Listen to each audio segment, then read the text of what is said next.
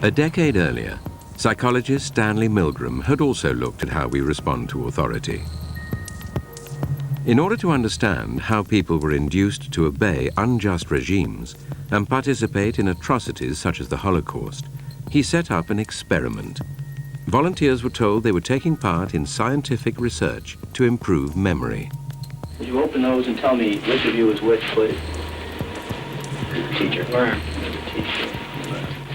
Separated by a screen, the teacher would ask the learner questions in a word game and administer an electric shock when the answer was incorrect. He was told to increase the voltage with each wrong answer. Cloud, horse, rock, house. Answer. Wrong.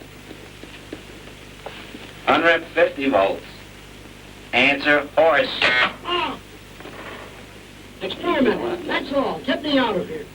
Get me out of here, please. Continue, please. Go right on. I refuse to go on. Let me out. He refuses to go on. The experiment requires you continue, teacher. Please continue.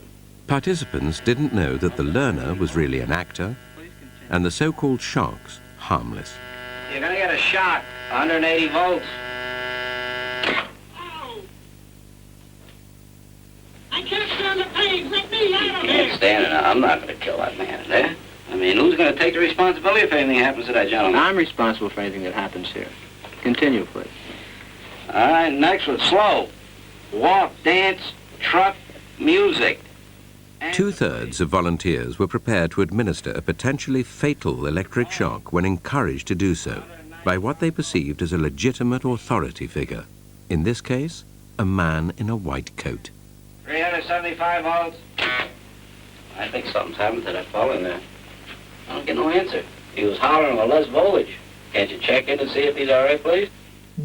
Milgram's findings horrified America.